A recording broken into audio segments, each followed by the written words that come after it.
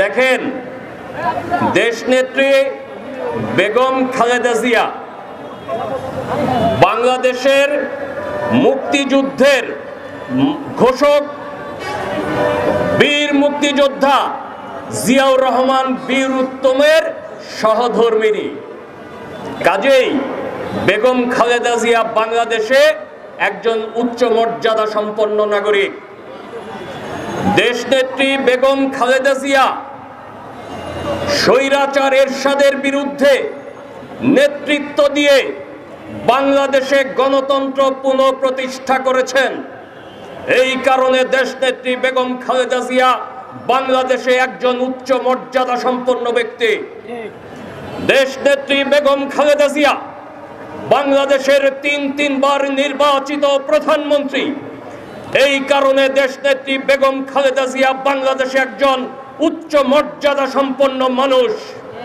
আজকে দেশনেত্রী বেগম খালেদা জিয়াকে চিকিৎসার জন্য আমাদের আন্দোলন করতে হয়, তার সুচিকিৎসার জন্য আমাদেরকে বক্তব্য রাখতে হয়, দোয়া মাহফিল করতে হয়। এইটাই জাতির জন্য লজ্জার। আজকে আমাদের নেত্রী দেশনেত্রী বেগম খালেদা জিয়া বাংলাদেশে সংসদীয় গণতন্ত্র প্রতিষ্ঠা করেছেন। দেশনেত্রী বেগম খালেদা জিয়া বাংলাদেশের মানুষের ভোটের অধিকার প্রতিষ্ঠা করেছেন। দেশনেত্রী বেগম খালেদা জিয়া বাংলাদেশের মানুষের কথা বলার অধিকার প্রতিষ্ঠার জন্য সংগ্রাম করেছেন।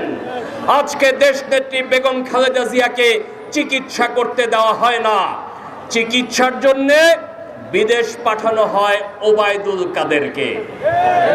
চিকিৎসার জন্য বিদেশ যাওয়ার সুযোগ দেওয়া হয় হাজী সেলিমকে। বেগম খালেদা জিয়াকে চিকিৎসা দেওয়া হয় না। মানুষ যখন জন্মগ্রহণ করে মানুষ মৃত্যুবরণ করবেই, এটাই স্বাভাবিক। কিন্তু বেগম খালেদা জিয়াকে আপনারা চিকিৎসা নিতে দেন নাই।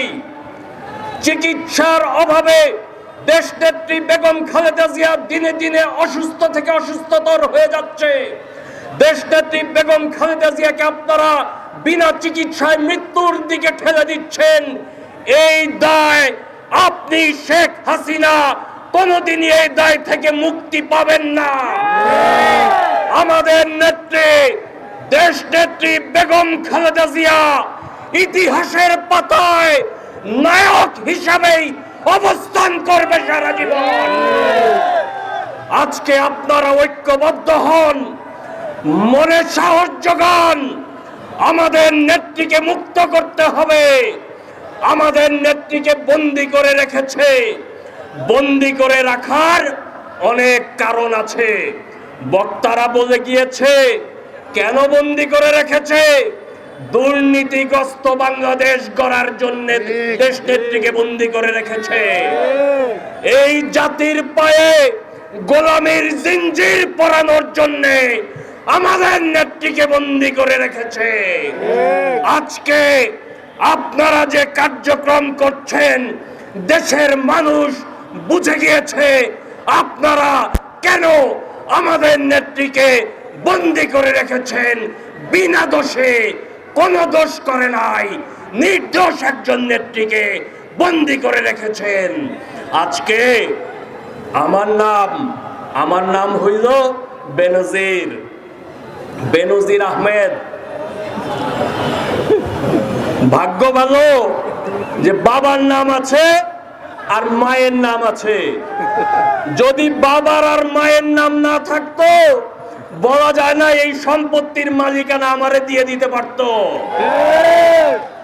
দেখেন নাই কিভাবে গায়েবী মামলা করে, মিথ্যা মামলা দায়ের করে, মিথ্যা চার্জশিট দেয়, মিথ্যা রায় দেয়, সাজা প্রদান করে আমাদের নেতাকর্মীদের নামে। আমাদের নেত্রীকে বিনা দোষে কারাবন্দী করে রেখেছে। কাজেই আপনারা জাগ্রত হন। আমাদের নেতা দেশনায়ক তারেক রহমান আজকে সংগ্রাম করে যাচ্ছে, আন্দোলন করে যাচ্ছে। মানুষের ভোটের অধিকারের জন্য আমরা একজন সফল নেতা পেয়েছি, যার নেতৃত্বে 7 তারিখে 7ই জানুয়ারি শেখ হাসিনাকে দামি নির্বাচন করতে হয়েছে। কোন মানুষ ভোট কেন্দ্রে ভোট দিতে যায় নাই। তারেক রহমানের নেতৃত্বে মানুষ ভোটকে বর্জন করেছে, শেখ হাসিনাকে বর্জন করেছে। আজকে তারেক রহমানের নেতৃত্বে ইনশাল্লাহ আমাদের নেত্রী দেশ নেত্রী বেগম খালেদা জিয়াকে আমরা মুক্ত করব, গণতন্ত্র প্রতিষ্ঠা করব, জনগণের ক্ষমতা জনগণের হাতে ফিরিয়ে দেব, গণপ্রজাতন্ত্রী বাংলাদেশ গড়ে তুলব ইনশাল্লাহ। খোদা হাফেজ। বাংলাদেশ জিন্দাবাদ, বাংলাদেশ জাতীয়তাবাদী দল জিন্দাবাদ, দেশ নেত্রী বেগম খালেদা জিয়া জিন্দাবাদ, দেশ নেত্রী তারেক রহমান জিন্দাবাদ, শহীদ রাষ্ট্রপতি জিয়া রহমান অমর হোক।